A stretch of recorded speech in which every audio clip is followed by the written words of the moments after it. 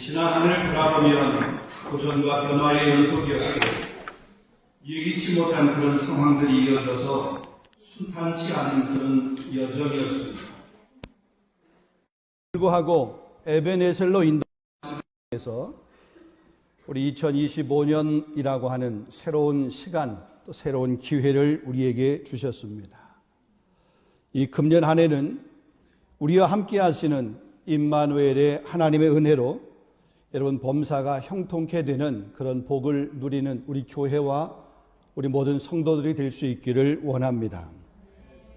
정말로 새로운 길들이 열리고 혹시나 여러분의 삶에 묶였던 것들이 있다라고 그러면 그 묶임이 풀리게 되고 메마르고 건조한 땅에 생수를 솟아나게 하는 하나님의 그 능력을 경험하시고 더 큰 믿음으로 더 넓은 사랑으로 더 풍성한 열매를 많이 맺는 그런 한 해가 되기를 간절히 소망합니다.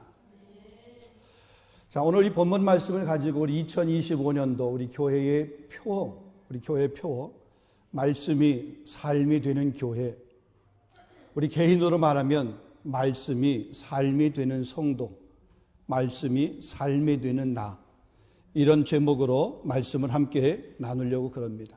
우리 한번 제목을 같이 한번 해보겠습니다. 말씀이 삶이 되는 교회. 네, 오늘 이 시편 34편입니다. 여러분, 이 시편 34편은 다윗이 아기스 왕 앞에서 미친 척을 하면서 목숨을 건지고 난 이후에 그가 기록한 시, 찬양시입니다. 그래서 표제를 가만히 보게 되면 다윗이 아비멜렉 앞에서 미친 채 하다가 쫓겨나서 지은 시, 이렇게 기록이 되어 있습니다. 아비멜렉은 바벨론 왕의 칭호입니다. 그리고 아기스는 그 왕의 개인적인 이름입니다. 그래서 이 아비멜렉 혹은 아기스, 같은 의미로, 이름은 다르지만 그런 같은 의미로 이렇게 생각해 보면 되겠습니다. 자, 다윗의 이 사건, 사무엘상 21장에 기록되어 있는 사건입니다. 이스라엘 첫 번째 왕이었던 사울이 다윗이 점점 인기를 얻고 하나님께로부터 복을 받자 그를 시기하기를 시작합니다. 그를 두려워하기를 시작했습니다.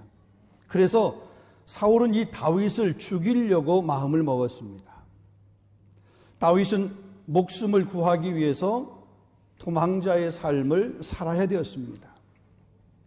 자기의 친구, 사울의 아들이죠, 요나단, 가까운 친구인 요나단의 도움으로부터 그 사울의 분노를 피해서 살해의 위기를 피할 수 있었습니다. 그렇지만 사울은 그 한 번 시도하고 멈춘 것이 아니라 계속해서 다윗을 죽이기 위해서, 다윗을 살해하기 위해서 집요하게 그를 추적을 했습니다. 이제 모든 것이 불확실해졌고 두려운 상황이 되었습니다. 자기 자신이 어디에 있다라고 하는 것이 발각이 되면 그게 가족과 함께 있든지 아니면 친구들과 함께 있든지 누구와 함께 있든지 자신뿐만 아니라 함께 있는 그런 사람들까지도 위협을 당해야 되는 그런 현실, 그런 어려움 가운데 있게 되죠. 그래서 이제 가족도 친구도 고향도 그렇게 떠나야 됐습니다. 다윗은 그 인생의 맨 밑바닥에 내려앉는 것 같은 그런 경험을 하게 되는 시간이었습니다.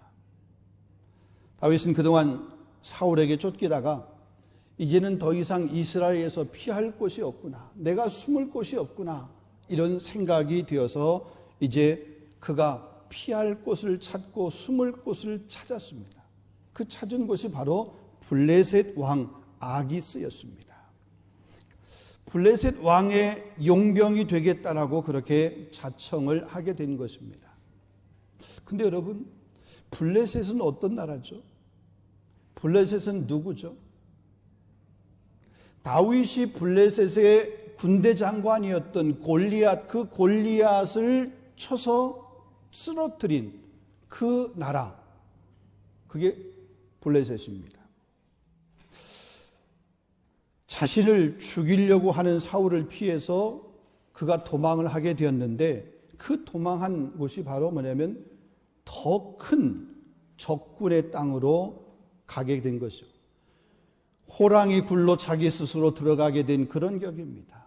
어쩌면 그만큼 그에게는 피신이라고 하는 것이 절박해. 그래서 내가 지금 여기서는 피할 수 없어. 여기선 죽을 수밖에 없어. 그러나 내가 저 군대 장관을 쳐 죽였던 저 블레셋 그곳에 가면 혹시라도 살지 않을까? 이런 절박함. 그런 절박함 때문에 그곳에 가게 된 거죠. 이미 블레셋이라고 하는 그런 한복판에 들어와 있기 때문에 도망칠 수도 없는 그런 상황입니다. 그야말로 진퇴양난입니다. 절망적인 위기의 순간입니다. 다윗이 꼼짝 못하고 붙들려서 이제 죽게 된 거죠.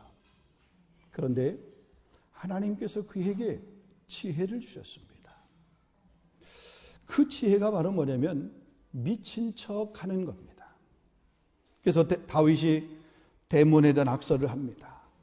침을 질질 흘립니다. 정신 나간 사람처럼 이상한 행동을 하게 됩니다.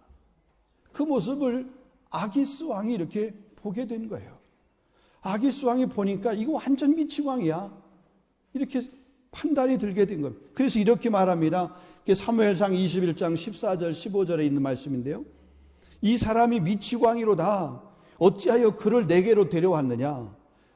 내게 미치광이가 부족하여 너희가 이 자를 데려다가 내 앞에서 미친 짓을 하게 하느냐? 지금 다윗이 행동하는 그 행동을 보니까 이건 완전히 미치광이야. 그래서 신하들에게 이야기하는, 야, 우리나라에 내 곁에 내 주변에 미친 사람이 없어서 지금 이 다윗 저렇게 미친 놈을 데리고 왔느냐? 이런 얘기예요. 여러분, 우리나라 말에 미친 개는 때리지 말고 피하라라고 하는 말이 있습니다. 그 말은 미친 사람과 맞서게 되면 자신이 손해본다라고 하는 거죠. 그래서 이 아기스 왕은 뭐냐면 다윗을 미친 개 취급을 하고, 야, 이거 빨리 치워. 이런 다윗을 도망가도록, 다윗이 이렇게 좀 없어지도록 그렇게 명령을 하게 한 거죠. 자, 다윗은 이렇게 아기스 왕 앞에서 목숨을 건지게 되었고, 그래서 그가 블레셋 땅을 떠나서 다시 도망을 하게 된 거죠. 그가 도망하여서 지금 머문 곳, 그가 도망하여서 피신해서 그가 숨은 곳, 그곳이 바로 뭐냐면 아둘람 굴이라는 거죠.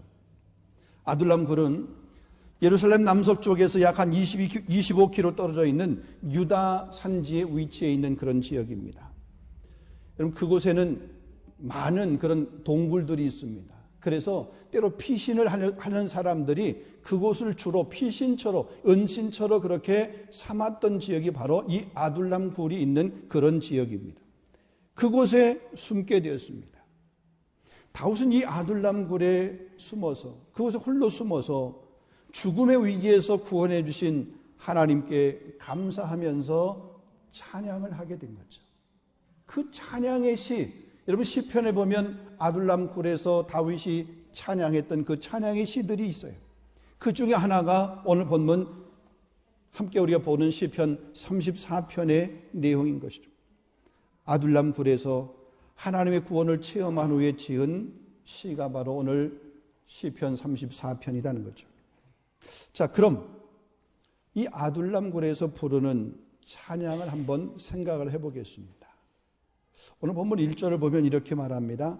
내가 여호와를 항상 송축하며 내 입술로 항상 주를 찬양하리이다.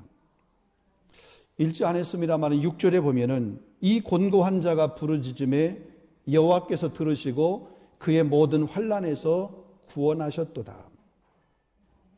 7절에는 여호와의 천사가 주를 경외하는 자를 둘러 진치고 그를 건지셨도다. 다윗의 고백입니다. 여러분, 그런데 다윗의 지금 실제의 상황을 한번 보겠습니다. 다윗이 지금 이렇게 찬양을 합니다. 이런 아름다운 고백을 합니다.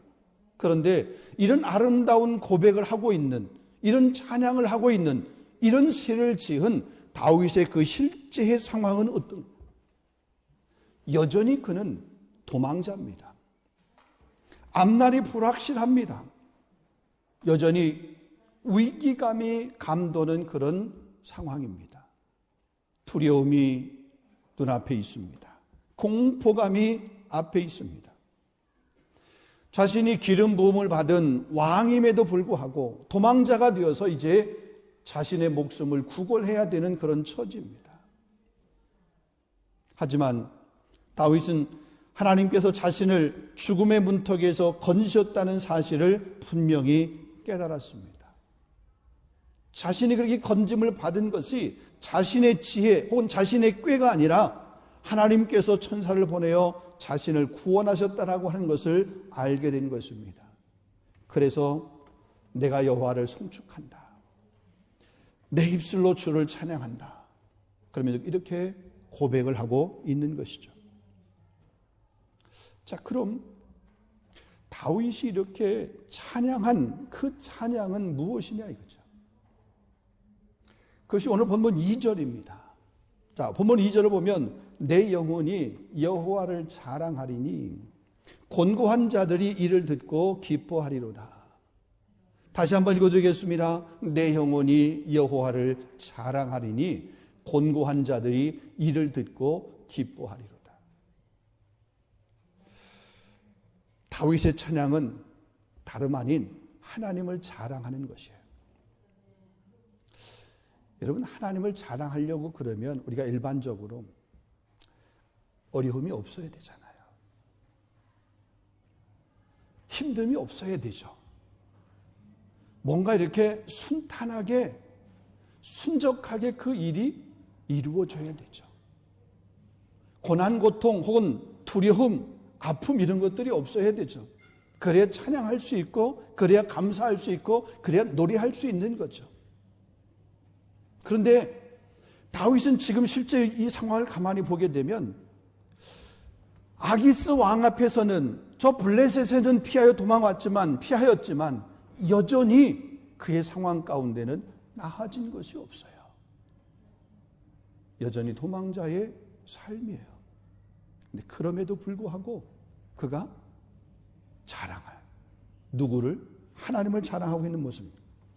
여러분, 자랑하다라는 말은 히브리 말로 보면 하랄이라고 하는 말입니다. 자랑하다 혹은 찬양하다 혹은 칭찬하다라고 하는 그런 의미를 가지고 있습니다. 그러니까 하나님을 찬양하고 하나님을 높이는 것을 말합니다. 여러분이 한번 여쭤보고 싶습니다. 여러분은 하나님을 얼마나 자랑하고 계십니까? 여러분이 신뢰하고 믿고 있는 하나님을, 예수님을 얼마나 자랑하는 삶을 살고 계십니까? 여러분, 찬양은 다른 것이 아닙니다. 하나님을 자랑하는 것입니다. 아니, 하나님께서 행하신 그런 일들을 자랑하는 거죠. 우리는 종종 세상에서 무언가를 자랑하며 삽니다. 어떤 사람은 자신의 성취를 자랑합니다. 어떤 사람은 자녀가 성공한 것, 그 성공한 것을 자랑합니다. 또 어떤 사람은 재물이나 혹은 세상의 그 지위를 자랑합니다. 여러분, 좋은 음식을 먹어도, 멋진 장소를 갔어도, 혹은 고가의 명품의 어떤 액세서리든지 의류든지 이런 것들을 샀어도 그것을 자랑하는 모습을 보게 됩니다. 보통 자랑은 우리 마음을 보여주는 거울이라고 얘기합니다. 우리가 무엇을 자랑하느냐에 따라서 우리의 관심과 우리의 가치관이 어디에 있는지를 드러내게 됩니다. 여러분의 자랑은 어디에 있습니까? 여러분의 입술에서 가장 자주 나오는 그런 이름이 누구입니까? 예레미야 9장 23절 24절을 보면 지혜로운 자는 그의 지혜를 자랑하지 말라. 용사는 그의 용맹을 자랑하지 말라. 부자는 그의 부함을 자랑하지 말라. 자랑하는 자는 이것을 자랑할지니 곧 명철하여 나를 아는 것과 나 여호와는 사랑과 정의와 공의를 땅에 행하시는 자인 줄을 깨닫는 것이니라. 나는 이 일을 기뻐하노라. 하나님께서 기뻐하시는 일, 지혜를 가졌다고 그 지혜를 자랑하는 것, 하나님 그걸 원하시 않는다. 너희가 부하냐? 그 부함을 자랑하는 것, 그거 내가 원하는 것 아니다. 너희가 힘이 센 용사냐? 권력을 가졌느냐? 힘을 가졌느냐? 그것을 자랑하느냐? 내가 원하는 것, 그거 아니다. 내가 원하는 것, 명철하여 나를 아는 것, 하나님을 아는 것, 하나님이 어떤 분이시고 하나님이 내게 행하신 일이 무엇이고 오늘도 하나님께서 내 삶을 통해서 이루시려고 하는 것이 무엇인지를 그걸 자랑하는 것. 나 여호와는 사랑과 정의와 공의를 땅에 행하시는 자. 하나님에게는 사랑, 하나님은 공의로우신 것, 하나님은 정의로우신 것, 하나님께서 언약한 대로 약속한 대로 그것을 행하시는 분이시다. 이거를 드러내면서 이것을 자랑하는 것, 그것을 나는 기뻐한다. 나는 그 일을 기뻐한다 이거죠. 하나님은 우리의 자랑이 세상에 있기를 원하지 않습니다. 우리의 자랑이 하나님을 아는 지식에 있기를 원합니다. 그분의 사랑, 그분의 정의, 그분의 공의, 그분의 구원하심을 자랑하기를 원하는 거죠. 다윗이 그 하나님을 자랑한 거죠. 다윗이 그 하나님의 하나님 되심을 자랑한 거예요. 다윗은 목동 시절부터 왕이 될 때까지 모든 순간마다 하나님을 자랑하는 삶을 살았습니다. 다윗이 골리앗을 맞설 때도 자신의 능력을 자랑하지 않았습니다. 너는 칼과 창과 단창으로 내게 나오거니와 나는 만군의 여호와 이름 곧 네가 모욕하는 이스라엘 하나님의 이름으로 내게 나아가노라. 하나님의 이름을 들고 그 전쟁에 나아간 거고 하나님의 이름을 들고 골리앗을 물리친 것이고 그래서 하나님께 영광을 돌리고 하나님이 하셨다는 것을 그가 드러낸 거죠. 그에게 칼이나 방패보다 더 강력한 무기가 있었습니다. 그것은 하나님을 향한 믿음과 하나님을 자랑하는 그런 입술이었습니다. 그는 골리앗을 쓰러뜨린 후에도 자신의 공로를 결코 자랑하지 않았습니다. 자신이 아닌 오직 하나님, 그 하나님을 자랑한 것이죠. 그는 언제나 하나님께 영광 돌렸고 하나님을 찬양하는 그런 시편을 그래서 남기게 된 거죠. 자, 그럼 다윗이 왜 이렇게 하나님을 자랑하려고 그랬을까? 그 하나님을 자랑하게 될 때에 어떤 일들이 일어나기에 그 하나님을 자랑하라고 그럴까? 여러분, 사람은요, 누가 자랑하면 그 자랑하는 것, 그가 잘된 것을 이렇게 이야기하면 그것에 겉으로는 잘했다고 얘기하지만 속으로는 헌건히 배가 아파해요. 아니에요? 우리 성도들은 안 그런 줄 알고 있고. 누가 좋은 곳에 갔다 왔다. 맛있는 음식을 먹었다. 고급스러운 어떤 것들을 구입했다. 잘 어울린다라고 얘기하지만 돌아서서는 씁쓸하죠. 그렇죠. 이 인간의 마음이에요. 우리를 드러내고 우리의 어떤 것들을 자랑하고 하다 보면은 반드시 그거에 시험 들거나 시기하는 사람이 있어요. 그런데 하나님이 하신 일을 자랑하게 되면요, 도전을 받아요. 감동을 받아요. 내가 한 것이 아니라 하나님께서 내게 그 일을 행하셨어. 내 일이 어떤 일이 이루어졌어도 그건 내가 한 것이고 하나님이 하신 일이하고 하나님을 드러나게 되면 사람들이 그 얘기를 들을 때 뭐냐면 나도 하나님께서 그렇게 해 주셨으면 좋겠다. 이런 마음이 드는 거예요. 감동이 되고 도전이 되는 거잖아요. 다윗은 자신이 하나님의 은혜와 구원을 자랑하게 될 때 그것을 듣는 사람들이 기쁨과 위로를 얻게 될 것을 선언합니다. 그래서 뭐라고 하냐면 오늘 본문 2절에 말하면 내 영혼이 여호와를 자랑하니 곤고한 자들이 이를 듣고 기뻐하리로다. 곤고한 사람들, 여러분 곤고한 자들이라고 하는 것은 고난과 어려움에 처한 사람들을 얘기합니다. 그들이 하나님의 구원의 역사를 듣게 됩니다. 그러면 그들이 어떻게 생각하겠습니까? 나도 그런 은혜를 받을 수 있을까? 나도 그런 은혜를 받고 싶다. 하나님이 그 사람을 구원하셨다면 나도 구원받을 수 있을 거야. 여러분, 이런 소망을 갖게 되고 이런 믿음을 갖게 되고 그런 용기를 갖게 되는 거죠. 곤고한 사람에게는 혹은 어려움을 당하고 실패한 사람들이 가장 필요한 것은 그 현실, 그 상황을 넘어서 어떤 희망을 얘기하는 거죠. 그들은 당장의 상황을 벗어날 방법을 찾지 못해서 좌절과 절망에 빠져 있습니다.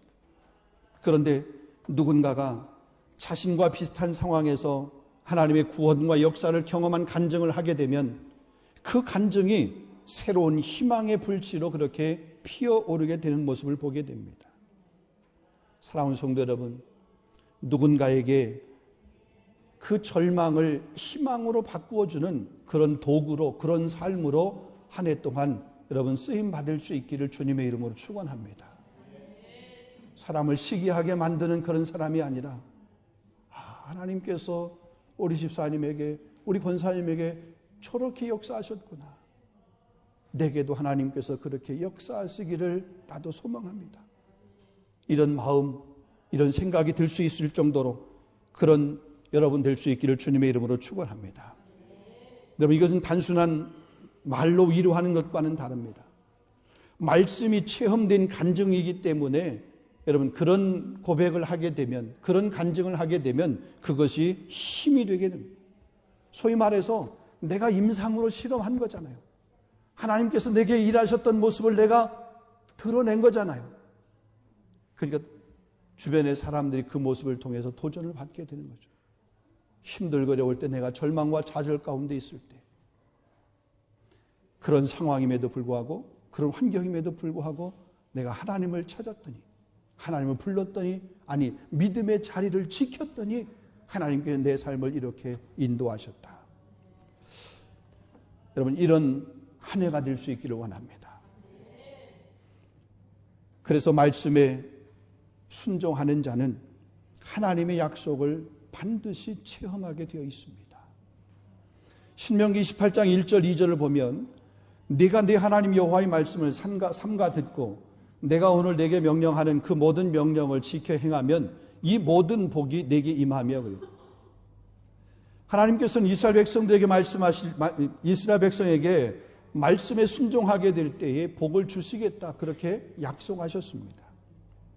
이 순종은 단순히 규칙을 따르는 것이 아닙니다. 하나님을 신뢰하는 행동을 의미합니다.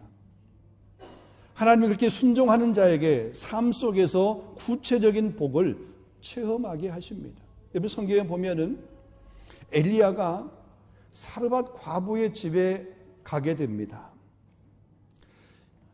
과부는 남은 양식을 가지고 아들과 함께 이제 그것으로 음식을 만들어 먹고 이젠 더 이상 살 희망이 없어서 죽을 그런 생각을 하고 죽을 준비를 하고 있었습니다.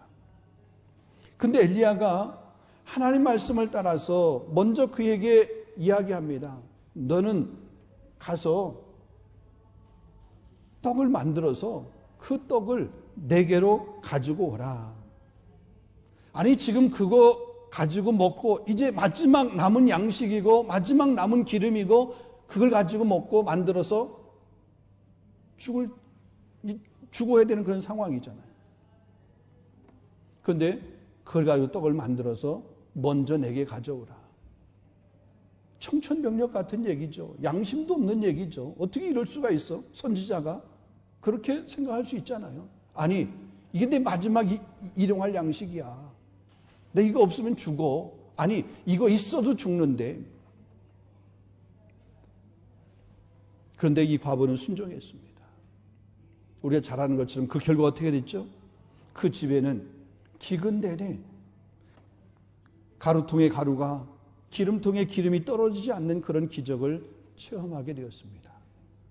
하나님은 지금도 말씀에 순종하는 자에게 약속하신 복을 체험하게 그렇게 하시는 줄로 믿습니다. 올 한 해 동안 여러분의 삶 속에서 작은 순종을 통해서 하나님의 기적과 은혜를 경험하고 그 경험한 것을 주변 사람들에게 자랑하는, 간증할 수 있는 그런 삶을 사시기를 주님의 이름으로 축원합니다. 말씀을 맺도록 하겠습니다. 다윗은 죽음의 위기 속에서도 하나님을 찬양했습니다. 그는 위험에서 벗어난 후에 하나님을 찬양한 것이 아니라 아직 어려움 속에 있는데도 불구하고, 여전히 그는 도망자의 신세임에도 불구하고, 여전히 그의 앞에 두려움이 앞을 가로막고 있음에도 불구하고 그는 하나님을 찬양했습니다. 오늘날 우리도 우리 삶을 가만히 보게 되면 새로운 한 해가 시작이 되었지만 지난 해의 어려움은 올해도 여전히 어려움을 우리 앞에 있습니다. 지난해 위기, 한 해를 보냈다고 그 위기가 다 고쳐진 것이 아니라 여전히 그 위기의 순간이 우리 앞에 여전히 도사리고 있고 우리를 가로막고 있습니다. 그러나 다윗처럼 하나님을 의지하고 찬양할 때 우리는 하나님의 구원과 인도하심을 체험하게 될 줄로 믿습니다. 다윗은 도망자였지만 하나님은 그를 이스라엘의 왕으로 결국은 세우셨습니다.